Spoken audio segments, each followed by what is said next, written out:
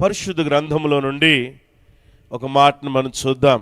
కీర్తనల గ్రంథం 51వ కీర్తన 18వ వచనాన్ని చూద్దాం.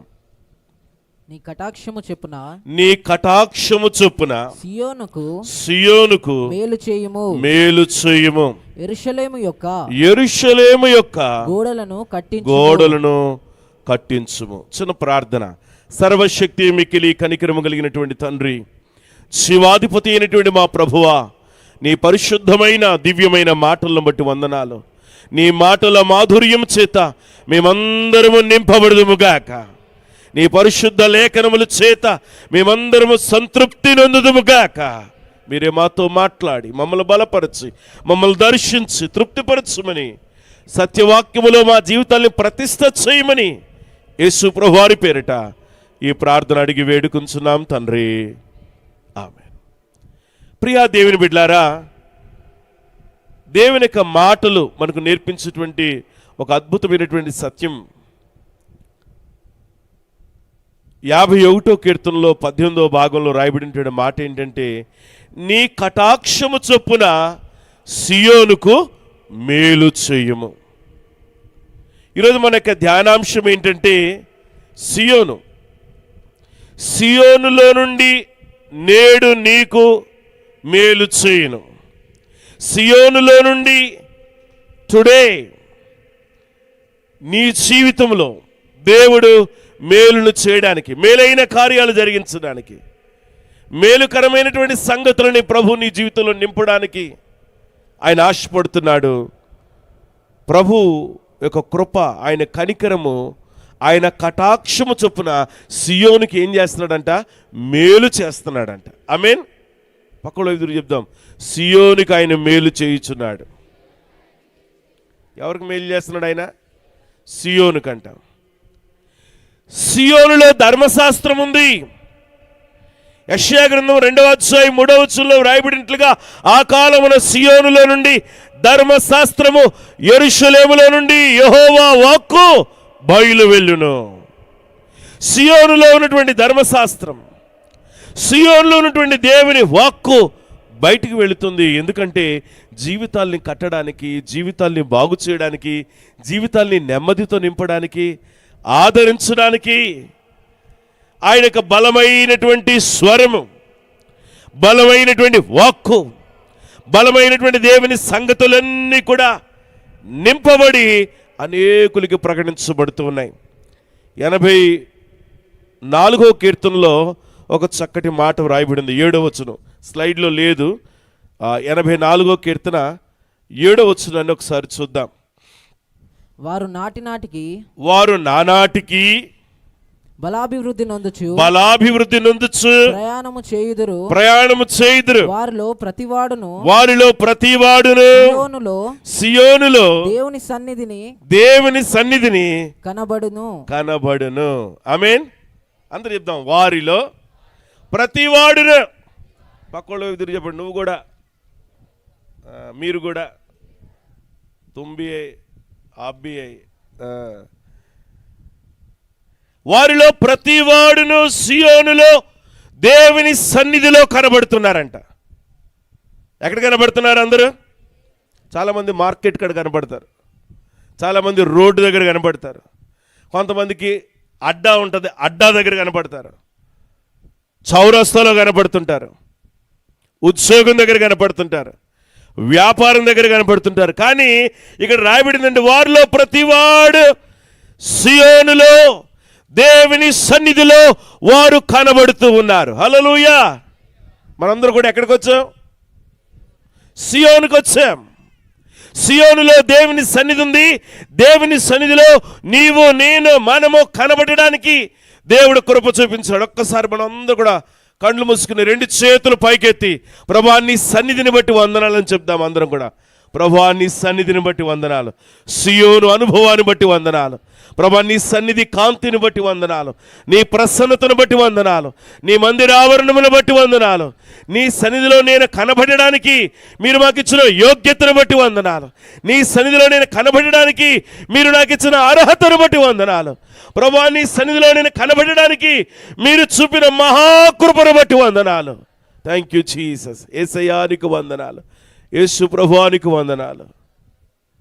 యేసు నామమున అడుగుచున్నాం తండ్రి. చాలామంది చెప్పడంలే, అందరూ చెప్పొచ్చు, ఇది చెడ్డ మాట ఏం కాదు. ఆమేన్. అందరూ చెప్తాం, సియోనులో నేను కనబడుదును. హల్లెలూయా. పాట కూడా ఉంది కదా, సియోను పాటలు. ఇక్కడ ఎత్తబడ్డారు ఎవరో. సియోను పాటలు సంతోషముగా పాడుచు సియోను వెళ్ళుదము, లోకన శాశ్వతానందమే వేదాన్ని చెప్పెను ప్రియుడేసు, లోకన శాశ్వతానందమే వేదాన్ని చెప్పెను ప్రియుడేసు, ఉన్నవలే లోకమునందు కొంతకాలమెన్నో శ్రమలు, ఉన్నవలే లోకమునందు కొంతకాలమెన్నో శ్రమలు, సియోను పాటలు సంతోషము. చప్పట్లు కొడదాం గట్టిగా, చూసి సంతోషంగా వెళ్ళుదాము. హల్లెలూయా. పాడడానికి కూడా చాలా బాధతో పాడుతున్నట్టుగా ఉంది అందరూ కదా. ఉత్సాహంగా పాడాలి మనం. హల్లెలూయా. సియోను పట్ల దేవునిక గొప్ప ప్రణాళిక ఉంది. 132వ కీర్తన 13వ వచనంలో చూస్తే, యెహోవా సియోనును ఏర్పరచుకున్నాడంట. ఎవరిని ఏర్పాటు చేసుకున్నాడు? సియోనుని ఆయన ఏర్పాటు చేసుకుని తనకు నివాస స్థలముగా దానిని కోరుకున్నాడంట. ఆయన కోరుకున్నాడు సియోను అనుభవాన్ని. సియోను కొండ, సియోను కోట, సియోను కుమార్తె, సియోను కుమారి, సియోను జనులారా అనేటువంటి మాటలు బైబిల్ గ్రంథంలో 155 సార్లు సియోను గురించి 22 పుస్తకాలలో ప్రస్తావించబడింది. 66 పుస్తకాల్లో 22 పుస్తకాలలో 22 బుక్స్లో 155 సార్లు సియోను అనేటువంటి మాట ప్రతిధ్వనిస్తూ ఉంది. యెహోవా సియోనును ఏర్పరచుకున్నాడంట, తనకు నివాస స్థలముగా ఆయన కోరుకుని ఉన్నాడు. ఈరోజు నీవు నేను సియోనులో కనబడాలి. ఈరోజు నీవు నేను సియోనులో ఆయనను ఆరాధన చేయాలి. నీవు నేను సియోనుని కోరుకోవాలి. ఎందుకంటే దేవుడే ఏర్పాటు చేసుకున్నాడు, దేవుడే నివాస స్థలముగా ఏర్పాటు చేసుకున్నాడు, దేవుడే దానిని కోరుకున్నాడంట. ఈరోజు మీరు నేను సియోను అనుభవం మన గృహాల్లో ఉందా, మన కుటుంబాల్లో ఉందా అనేటువంటి విషయాన్ని మీరు నేను మనం గ్రహించాలి. సీనాయి కొండ దగ్గరికి మోషే మాత్రమే వెళ్ళగలిగాడు. సీనాయి కొండ మీదకి దేవుడిచ్చినటువంటి ధర్మశాస్త్రాన్ని పొందుకోవడానికి, ఆ సీనాయి కొండ మీద దేవునితో సమయాన్ని గడపడం కొరకు మోషేని మాత్రమే దేవుడు ఏర్పాటు చేసుకున్నాడు. కానీ సియోను కొండ మీదకి నూతన ఇశ్రాయేలీలు ఉంటాడు, మనమందరం కూడా వెళ్ళడానికి దేవుడు అనుమతినిచ్చాడు. హల్లెలూయా, హల్లెలూయా. ఒక స్లైడ్ పెడతారు. సియోనులో నువ్వు కన్నీళ్లు విడవకుండా ఉండడానికి దేవుడు నీకు సహాయము చేయునుగాక. సియోనులో నువ్వు కన్నీళ్లు విడవవు. సియోనులో ఆనందం. సియోనులో నీ యొక్క కన్నీళ్లు విడవలసిన పని లేదు. నీవు లేచి సియోనులో కరుణించదు. దేవుడు అంట లేచి నిలబడి సియోనులో కరుణిస్తాడు. లేచి నిలబడ్డాడంటే ఇంకా ఇమ్మీడియట్గా ఆయన చేయడానికి ఇష్టపడుతున్నాడని అర్థం.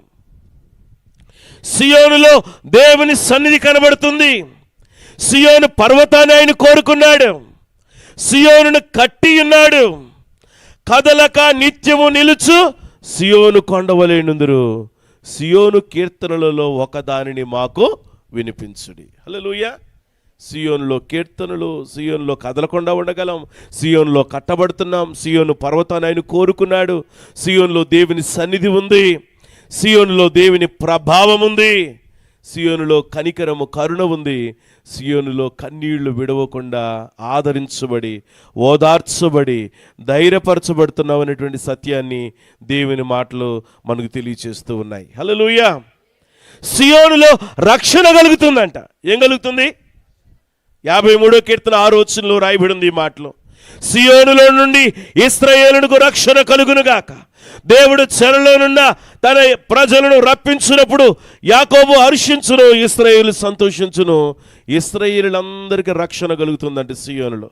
గడిచిన రాత్రి నుంచి ఇరాన్ నుంచి కొన్ని వందల డ్రోన్స్ ఇజ్రాయెల్ మీద వేస్తున్నారు. గడిచిన రాత్రి భయంకరమైనటువంటి యుద్ధాన్ని ప్రకటించారు. ఇరాన్కి ఇజ్రాయెల్కి చాలా దూరం, కొన్ని గంటలు ప్రయాణం చేయాల్సి వస్తుంది ఈ డ్రోన్స్ అన్నీ కూడా. అయితే ఇరాన్ నుంచి ఆ డ్రోన్లన్నీ కూడా సిద్ధపరిచి ఇజ్రాయెల్ మీదకి బాంబుల వర్షాన్ని, ఆ ఇజ్రాయెల్ దేశాన్ని పాడు చేయడం కొరకు ఒక కుట్రను పన్ని ఇరాన్ నుంచి బాంబులు వేస్తున్నారు గడిచినటువంటి నైట్ నుంచి. కానీ దేవుని యొక్క వాక్యం సెలవిస్తుంది, సియోనులో ఉన్నటువంటి ఇశ్రాయేలులందరికీ కూడా దేవుడు రక్షణని అనుగ్రహించునుగాక. హల్లెలూయా. ఇశ్రాయేలును కాపాడువాడు కునుకడు, నిద్రపోడు. మనకి కురుకుపాటే, మనకి నిద్రే, గురకలు కూడా. కానీ ఇశ్రాయేలుని కాపాడేవాడు నిద్రపోడంట, కునుకడు, నిద్రపోడు. వాళ్ళకి అంత టెక్నాలజీని ఇచ్చాడు. వాళ్ళు ఆ యుద్ధ వాతావరణం వారి మీదకి పడకుండా కాపాడుకోవడానికి చాలా ప్రొటెక్షన్స్ ఉన్నాయి, చాలా టెక్నాలజీస్ ఉన్నాయి. వాళ్ళన్నీ కూడా వాడుతున్నారు. సియోనుని, ఇశ్రాయేలుని రక్షించేది దేవుడు మాత్రమే. దేవుడు మాత్రమే వాళ్ళని కాపాడగలరు. ఎందుకంటే వారి చుట్టూ దాదాపుగా 12 దేశాలు చుట్టూ కూడా వారి మీద దాడి చేయడం కొరకు ఎప్పుడు కూడా యుద్ధ వాతావరణమే. అయినా దేవుడు వాళ్ళని సురక్షితంగాను కాపాడుతూ, వాళ్ళని హింసించినటువంటి వారికి కూడా ఆహారం పెట్టేటట్టుగా దేవుడు ఇశ్రాయేలు దేశాన్ని ఆశీర్వదించాడు, లేవనెత్తాడు, నిలబెట్టాడు. సియోనులో నుండి రక్షణ కలుగునుగాక. మనం కూడా ప్రభుత్వంలో ప్రార్థన చేయాలి. ప్రభా, నీ బిడలమైనటువంటి మేము సియోను అనుభవంలో ఉన్నాం, మాకు రక్షణ కావాలి. ఎండల బారి నుండి, వ్యాధుల బారి నుండి, అనారోగ్యాల నుండి, ఉపద్రవాల నుండి, శ్రమల నుండి, సమస్యల నుండి, నిందల నుండి, అవమానముల నుండి, నాయనా మా గృహానికి, మా కుటుంబానికి, ఉద్యోగానికి, వ్యాపారానికి, మా పరిస్థితులన్నిటికీ ఇశ్రాయేలీయుల నుండి మాకు సియోనులో నుండి రక్షణ కలుగునుగాక. హల్లెలూయా. ఆయన ఒక గొప్ప రక్షణ మనం పొందుకోవలసినటువంటి వారమై ఉన్నాం. 128వ కీర్తన 5వ వచనంలో మనం చూస్తే, సియోనులో నుండి యెహోవా నిన్ను ఆశీర్వదించును. సియోనులో నుండి ఆశీర్వాదం వస్తుంది, సియోనులో నుండి దీవెన వస్తుంది, సియోనులో నుండి క్షేమం వస్తుంది. సియోనులో నుండి యెహోవా నిన్ను ఆశీర్వదించును.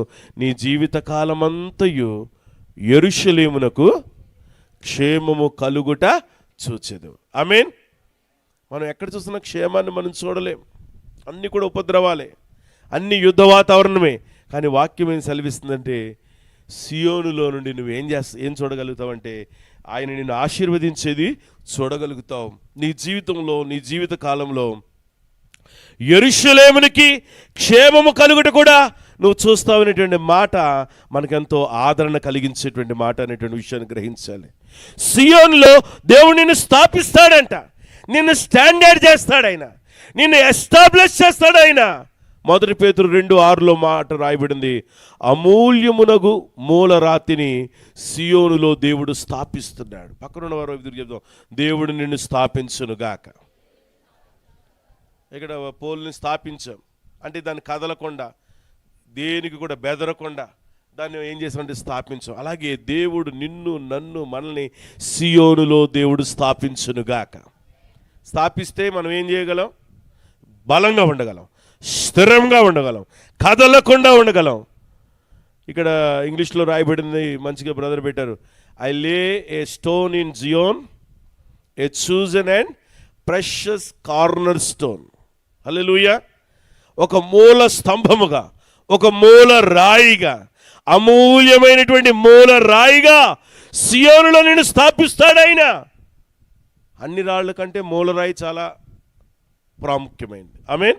ఆ మూలరాయిని బట్టే కొలతలు, ఆ మూలరాయిని బట్టే స్టాండర్డ్స్. మూలరాయి చాలా, మూలరాయి లేకపోతే బిల్డింగ్ నిలబడదు. కనుక మన జీవితం అనే బిల్డింగ్, మన జీవితం అనే కుటుంబం అనేటువంటి పరిస్థితులు నిలబడాలంటే దేవుని చేత మీరు నేను స్థిరపరచబడదుముగాక. ఆయన మనల్ని స్థిరపరచాలని ఆశపడుతున్నట్టుగా పరిశుద్ధ గ్రంథం మనం తెలియచేస్తుంది. సియోనులో ఎవరైతే దుఃఖించారో వారికి ఉల్లాస వస్త్రాలంట. ఏ వస్త్రాలు? ఉల్లాస వస్త్రములు, సంతోష వస్త్రములు. సియోనులో ఎవరైనా కన్నీళ్లు కారిస్తే వారి కన్నీటికి బదులుగా వారి కన్నీటిని దేవుడు నాట్యంగా మార్చి వారి దుఃఖాన్ని తొలగించి వారికి ఉల్లాస వస్త్రాల్ని ధరింపచేయాలని దేవుని ప్రణాళిక ఉంది. వారి దుఃఖానికి జవాబు ఉంది. వారి దుఃఖానికి ఒక ఆదరణ ఉన్నట్లుగా పరిశుద్ధ గ్రంథంలో దేవుని యొక్క మాటల్లో మనం చూస్తూ ఉన్నాం. సియోనులో దుఃఖించే వారికి ఉల్లాస వస్త్రములైనటువంటి మాటల్ని పరిశుద్ధ గ్రంథంలో మనం చూస్తూ ఉన్నాం. సియోను విషయంలో ఆయన ఆసక్తి కలిగి ఉన్నాడంట. ఏం కలిగి ఉన్నాడు? ఆయన ఆసక్తి కలిగి ఉన్నాడంట. జకరియా గ్రంథం 1వ అధ్యాయం 4వ వచనంలో చూస్తున్నాం. అంటే నీ పట్ల ఆయన ఆసక్తి కలిగి ఉన్నాడు, నీ పట్ల ఆయన ఇంట్రెస్ట్ కలిగి ఉన్నాడు. ఆయన నీ జీవితాన్ని నిలబెట్టాలని, నీ కుటుంబాన్ని స్థిరపరచాలని, నీ పరిస్థితులు బాగు చేయాలని ఆయన ఆశ కలిగినట్లుగా పరిశుద్ధ గ్రంథంలో మనం చూస్తున్నాం. ఇందాక మనం చెప్పినట్టుగా 125వ కీర్తన 1వ వచనంలో చూస్తే యెహోవా యందు నమ్మిక ఉంచువారు కదలక నిత్యము నిలుచు సియోను కొండవలే ఉంటారు. ఆమేన్. పక్కలో ఎదురు చెప్పండి. నువ్వు దేవుని యందు నమ్మకం ఉంచితే కదలక నిత్యము నిలుచు సియోను కొండవలే ఉందరు. హల్లెలూయా. ఏ కొండవలే ఉంటారంట? సియోను కొండవలే ఉంటారు. సియోను కొండ అనుభవం ఇన్ని అమూల్యమైనటువంటి సంగతుల్ని మన జీవితాలకి మనకి నేర్పిస్తుంది అనేటువంటి విషయాన్ని మనం అందరూ కూడా గ్రహించవలసినటువంటి వారమై ఉన్నాం. చివరిగా ఒక వాక్య భాగాన్ని చెప్పి నేను ముగిస్తాను. చాలా ప్రాముఖ్యమైనది, అందరు తీసుంచండి. ఓబద్యా గ్రంథం 1వ అధ్యాయం 17వ వచనం. ఓబద్యా గ్రంథం 1వ అధ్యాయం 17వ వచనం. అయితే సియోను కొండ ప్రతిష్ఠితమగును తప్పించుకొని వారు దాని మీద నివసింతురు. యాకోబు సంతతి వారు తమ స్వాస్థ్యములను స్వతంత్రించుకుందురు. ఆమేన్. అందరూ చదువుదాం ఈ మాట. ఓబద్యా 1:17 అందరూ స్టార్ట్ చేద్దాం. అయితే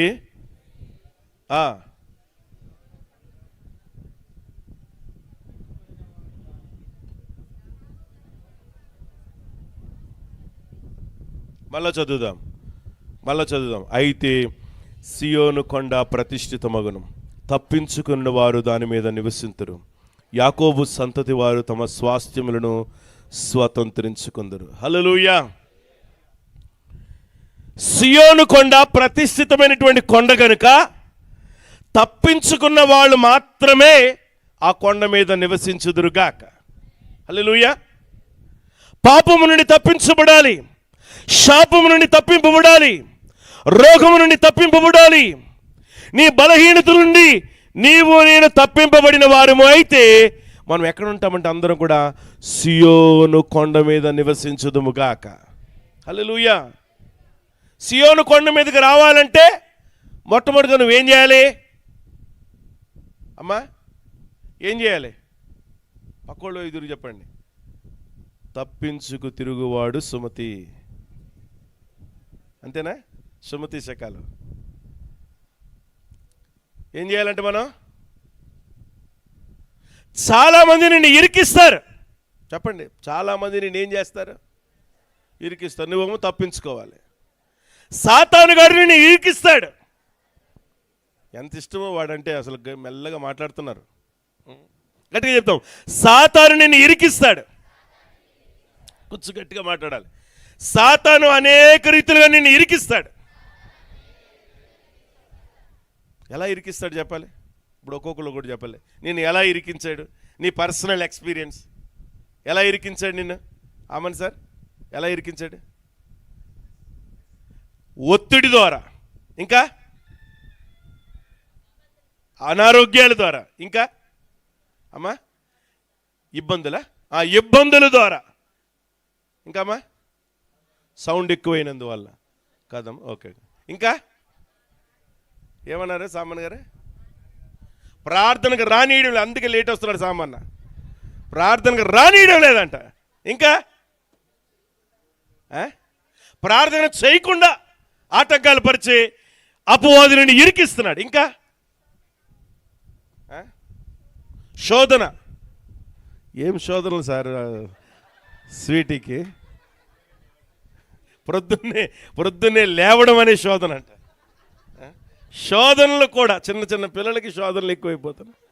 యేసయ్యా ఎలా ఇరికిస్తున్నాడు సాతాను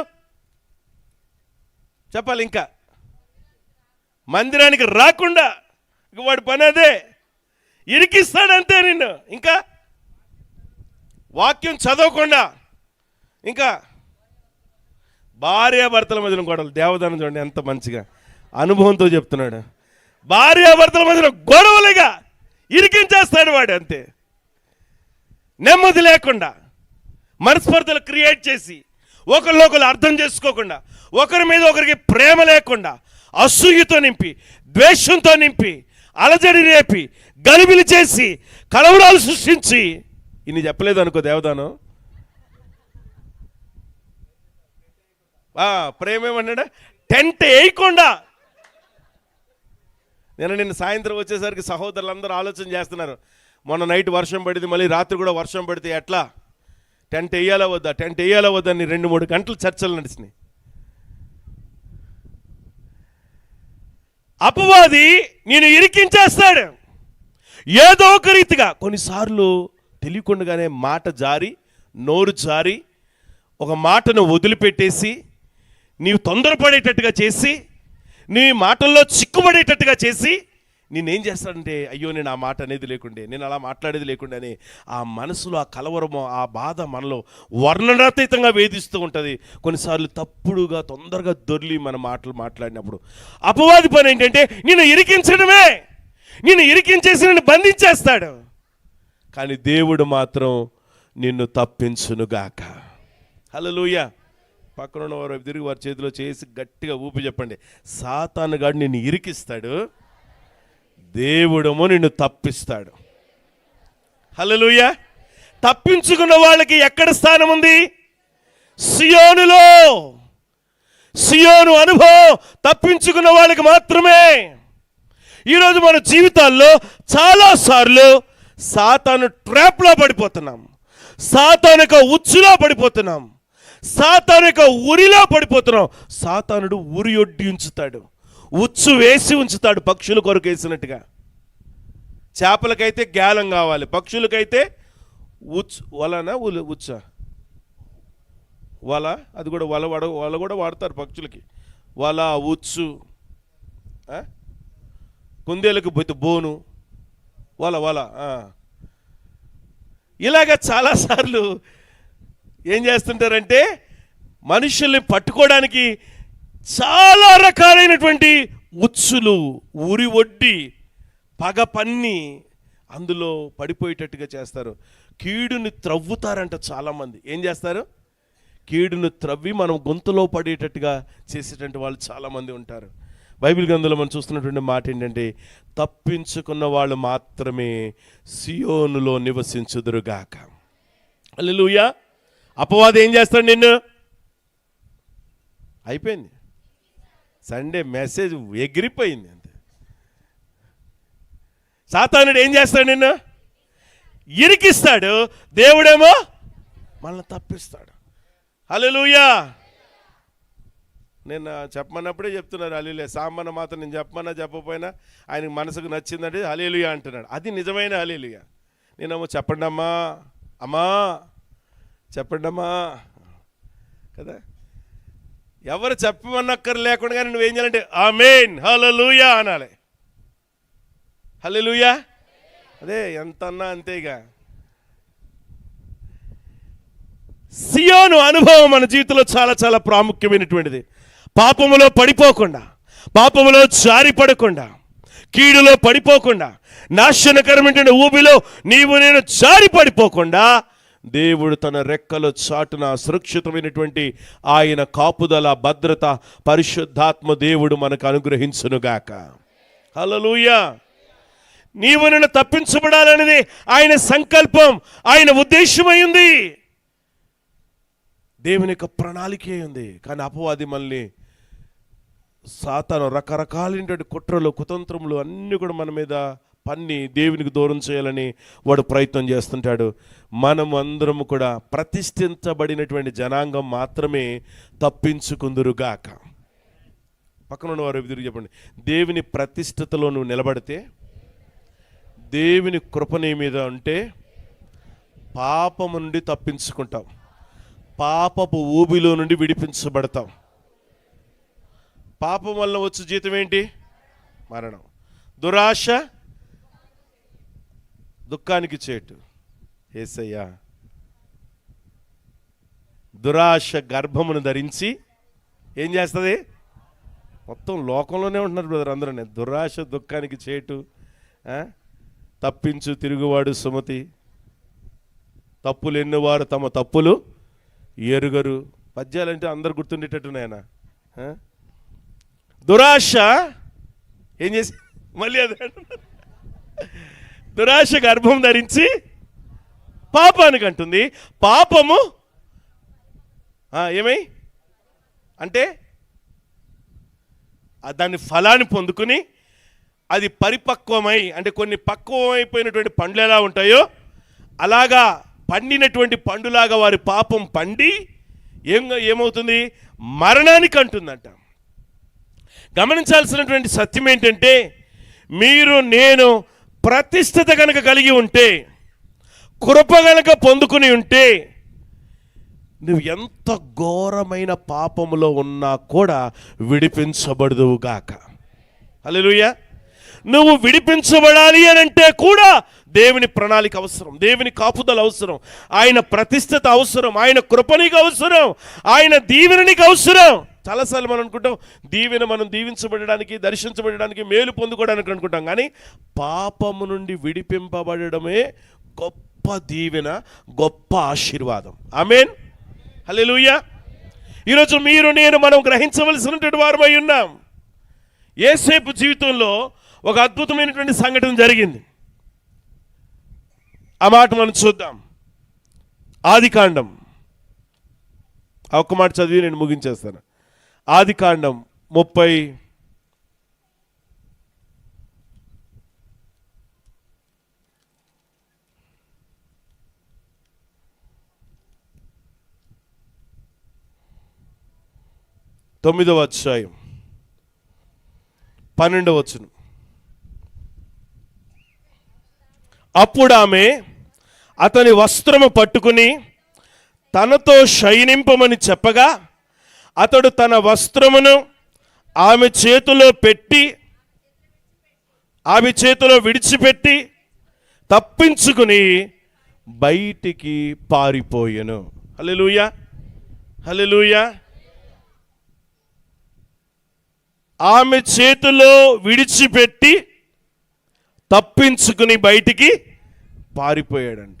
ప్రతిష్ఠిత కలిగిన వాడు గనుక, కృప ఉంది గనుక ఆ పాపంలో పడిపోకుండా తప్పించుకుని వెళ్ళిపోయాడు. ఆమేన్. ఈరోజు మీరు నేను మన ఆలోచనల్ని తప్పించుకుందుముగాక, మన మాటలని తప్పించుకుందుముగాక. నీ జీవితంలో ఎదురవుతున్నటువంటి ప్రతి పాపము, కీడు, శోధన, వేదన, వాటన్నిటిలో నుండి నజరేయుడైన యేసయ్య శక్తి, ప్రభావం, ఆయన ప్రతిష్ఠిత, ఆయన కృప నిన్ను నన్ను తప్పించునుగాక. దావీదు దగ్గర కూడా ఇదే జరిగింది. దావీదు తప్పించుకోలేకపోయాడు, బత్షెబాతో పాపం చేయడం జరిగింది. దావీదు జీవితంలో ఘోరమైనటువంటి అపజయాల్ని చూడాల్సినటువంటి పరిస్థితి వచ్చింది. ఈరోజు మీరు నేను తప్పించుకునేటువంటి ఆత్మీయమైనటువంటి అనుభవంలోనికి, స్పిరిచువాలిటీ యొక్క మెచ్యూరిటీలోనికి ప్రభు మనల్ని నడిపించునుగాక. సియోను కొండ ప్రతిష్ఠితమగును, తప్పించుకుని వారు దాని మీద నివసింతురు. ఆమేన్. ఇప్పుడు యేసేపు తప్పించుకున్నాడా లేదా? చెప్పాలమ్మా, తప్పించుకున్నాడా? తప్పించుకున్నాడు. తప్పించుకున్నందుకు తీసుకెళ్ళి ఎక్కడేశారు? పరువు పోయింది. ఏం పోయింది? ఒకవేళ నువ్వు తప్పించుకుంటే నీ పరువు పోతుందేమో, కానీ పరిశుద్ధత మాత్రం పోదు. హల్లెలూయా, హల్లెలూయా. యేసేపు జీవితంలో పరిశుద్ధత పోలేదు, కానీ ఏం పోయింది? మనకేంటంటే పరిశుద్ధత పోయినా పర్లేదు అన్న, పరువు పోదు అన్న. ఏం పోకూడదు అనుకుంటాం? పరువు పోయినా పర్వాలేదు, కానీ పరిశుద్ధతని కోల్పోకుండా కాపాడుకుందుముగాక. పరువు పోయిందని ప్రయాసపడద్దు, పరువు పోయిందని ప్రోకులాడేదు. పరిశుద్ధత దేవుని ఎదుట ఎంతో శ్రేష్టమైనది. ఒక యవనస్తుడిగా, ఒక యవనస్తురాలిగా, దేవుని కుమారుడుగా, దేవుని కుమార్తెగా, ఒక గృహిణిగా, కుటుంబ యజమానుడిగా, యజమానురాలుగా పరిశుద్ధతను కలిగి ఉందుముగాక. ఆమేన్. చాలామంది పరువు పోయితే పోయిందిలే అని వాళ్ళ జీవితాల్లో చాలా దేవునికి దూరం అయిపోయినటువంటి సందర్భాలు ఎన్నో ఉన్నాయి. మన జీవితంలో కూడా ప్రభువుని బట్టి జ్ఞాపకం చేసుకోవాల్సిన, పరువు పోయినా పర్వాలేదు, కానీ దేవుని ఎదుట పరిశుద్ధతను కనుక మనం పోతే మన జీవితంలో సర్వాన్ని కోల్పోతాం. యేసేపుని అందరూ అపార్థం చేసుకున్నారు. యేసేపుని దూషకుడిగా చూశారు, యేసేపుని ఒక దొంగగా చూశారు, యేసేపుని ఒక అపవిత్రుడిగా చూశారు. 2 ఏళ్ళు జైల్లో ఉన్నాడు. ఎన్నేళ్ళు?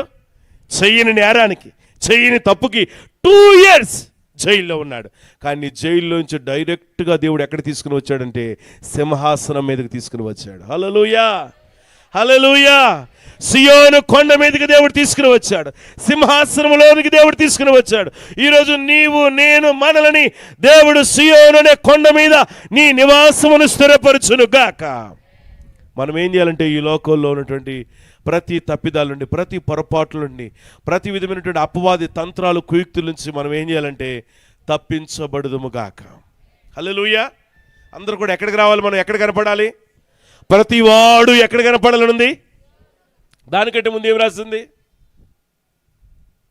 వారు నానాటికి బలాభివృద్ధి పొందొచ్చు. ఎక్కడుందా మీది? ఇప్పుడు నేను చెప్పేది ఎక్కడుంది? ఓబద్య. Very good. అందరూ చప్పలు కొట్టాలి క్రిస్టియన్. నిజం, ఊరికినే అన్నాను. 84:7 రాస్తుంది. హల్లెలూయా. వారు నానాటికి బలాభివృద్ధి పొందొచ్చు. వాళ్ళు ఏం చేస్తున్నారంట? ప్రయాణం లేదమ్మా, తెరవలేదా? ప్రయాణం చేస్తున్నారు. ఉందా లేదా? వారు నానాటికి బలాభివృద్ధి పొందొచ్చు, ప్రయాణం చేయుదురు. అసలు ప్రయాణం చేసిన వాళ్ళు అలసిపోతారు. నేను పోయిన వారిలో కోదాడు వరకు ప్రయాణం చేసి బాగా అలసిపోయినా, కానీ ఇక్కడ ప్రయాణం చేసేటువంటి వారు బలాభివృద్ధి పొందుతారంట. వారు బలాభివృద్ధి పొందడమే కాకుండా, చదవండి, వారిలో ప్రతివాడు ఎక్కడ కనపడాలి? హల్లెలూయా. మనందరం ఎక్కడ కనపడాలి? దేవుని సన్నిధిలో సియోనులో కనబడాలి. సియోనులో ఆదరణ ఉంది.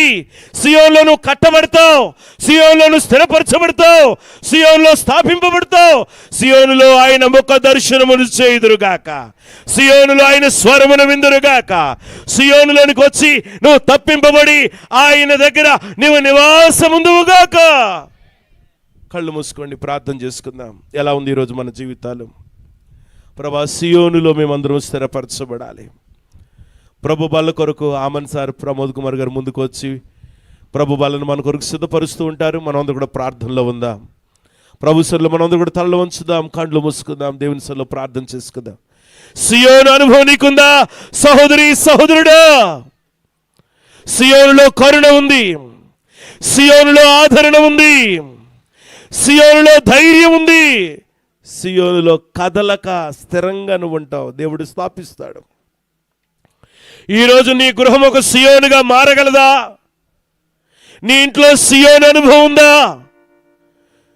సియోనులో స్తుతి ఉంటుంది. సియోనులో స్తుతి చెల్లించుట శోభస్కరము. సియోనులో మౌనముగా నుండుట స్తుతి చెల్లించుటయే. ఈరోజు నీ గృహములో మౌనముందా? ఈరోజు నీ గృహములో సియోను అనుభవం నీకుందా? ఒకసారి పరిశీలన చేసుకో. అందరూ అడుగుదాం, ప్రభా నా గృహాన్ని ఒక సియోనుగా మార్చండి. నా గృహంలో స్తుతులు ఉండాలి ప్రభా, నా గృహంలో ఆరాధన ఉండాలి ప్రభా, నా గృహంలో నీ సన్నిధి ఉండాలి ప్రభా. అని అందరం ప్రార్థన చేద్దాం, అందరూ ప్రార్థన చేద్దాం. ప్రభుని అడుగుదాం, ప్రభా నా గృహాన్ని సియోనుగా మార్చండి, నా కుటుంబాన్ని సియోనుగా మార్చండి అని ప్రభుని అడుగుదాం. ప్రభు సహాయాన్ని కోరుకుందాం. Thank you Jesus, thank you Jesus, thank you Jesus. అందరం ప్రార్థన చేసుకుందాం. ప్రభా నా గృహాన్ని ఒక సియోనుగా మార్చండి, నా కుటుంబాన్ని ఒక సియోనుగా మార్చండి ప్రభా. నాయన నేను తప్పించుకుంటాను ప్రభా, పాపములో పడిపోను ప్రభా, శాపములో పడిపోను ప్రభా. నా పరువు పోయినా పర్లేదు కానీ పరిశుద్ధతను కోల్పోనయ్యా, పరిశుద్ధతను కాపాడుకుంటాను ప్రభా అని దేవుని సన్నిధిలో అడుగుదాం, దేవుని సన్నిధిలో అడుగుదాం. ప్రభా సియోను అనుభవం మాకు దయచేయండి నాయన. సియోనుని ప్రభా మేము నివాస స్థలంగా చేసుకోవడానికి సహాయం చేయండి. సియోను కొండ మీద మేము ఉండడానికి సహాయం చేయండి. సియోను అనుభవం మాకు దయచేయండి ప్రభా. మమ్మల్ని బలపరచండి. కన్నీళ్లు విడవవు, కటాక్షింపబడతావు, కట్టబడతావు, దర్శించబడతావు, దీవింపబడతావు. అడుగుదాం రెండు చేతులు పైకెత్తి. ప్రభా నా గృహాన్ని సియోనుగా మార్చునైనా, నా హృదయాన్ని సియోనుగా మార్చునైనా, నీ వెళుతున్న మందిరం సియోనుగా మార్చు ప్రభా. సియోనులో ఆదరణ ఉంది, సియోనులో నెమ్మది ఉంది, సియోనులో గొప్ప కార్యాలు జరుగుతాయి, సియోనులో బలపరచబడతాం. అందరం అడుగుదాం. ప్రభా నా గృహాన్ని సియోనుగా మార్చు, నా బిడ్డలను సియోనుగా మార్చు, నా కుటుంబాన్ని సియోనుగా మార్చు, నా భవిష్యత్తుని సియోనుగా మార్చు ప్రభా. హల్లెలూయా, హల్లెలూయా, హల్లెలూయా, హల్లెలూయా. ప్రభా మీరు కనికరించండి, ప్రభా మీరు మమ్మల్ని కనికరించండి, ప్రభా మమ్మల్ని కనికరించండి, ప్రభా మీరు మాకు సహాయం చేయండి అయ్యా. హల్లెలూయా, హల్లెలూయా, హల్లెలూయా. రాజా మీరు సహాయం చేయండి నాయనా, కనికరించండి, కనికరించండి ప్రభా. మా ప్రార్థనలు మీరు ఆలకించండి, మా ప్రార్థనలు ఆలకించండి ప్రభా, మా ప్రార్థనలు ఆలకించండి తండ్రి. నాయనా సియోను అనుభవాన్ని మాకు దయచేయండి ప్రభా. నీ కృప దయచేయండి, నీ కృప దయచేయండి, నీ కృప దయచేయండి, కృప దయచేయండి ప్రభా. మీరు సహాయం చేయండి, సహాయం చేయండి. హల్లెలూయా, హల్లెలూయా, హల్లెలూయా, హల్లెలూయా, హల్లెలూయా. పరిశుద్ధాత్ముడానికి స్తోత్రాలు, స్తోత్రాలు ప్రభా. మీరు కనికరించండి, కనికరించండి, కనికరించండి, కనికరించండి నాయనా. మీరు సహాయం చేయండి. హల్లెలూయా, హల్లెలూయా, హల్లెలూయా, హల్లెలూయా. యేసయ్యా మీరు కనికరించండి, కనికరించండి, కనికరించండి తండ్రి. మీరు సహాయం చేయండి. హల్లెలూయా, హల్లెలూయా, హల్లెలూయా, హల్లెలూయా. ప్రభు తండ్రి సహాయం చేయండి ప్రభా. నీ కృప దయచేయండి. హల్లెలూయా, హల్లెలూయా, హల్లెలూయా. ఆనందమయ పరలోకంబు మనది, అక్కడ నుండి వచ్చునేసు. ఆనందమయ పరలోకంబు మనది, అక్కడ నుండి వచ్చునేసు. సియోను గీతము, సియోను గీతము సొంపుగా కలసి పాడేదము ప్రభు యేసుకు జై. సియోను గీతము సొంపుగా కలసి పాడేదము ప్రభు యేసుకు జై. సియోను పాటలు సంతోషముగా పాడుచు సియోను వెళ్ళుదము. సియోను పాటలు సంతోషముగా పాడుచు సియోను వెళ్ళుదము. ప్రభా సహాయం చేయండి ప్రభా. మీరు కనికరించండి. దేవుని యొక్క వాక్యాన్ని మన మధ్యలో ఉన్నటువంటి ప్రమోద్ కుమార్ గారు చదువుతారు. దేవుని యొక్క పరిశుద్ధమైనటువంటి మాటలు మనం అందరూ కూడా ధ్యానం చేద్దాం.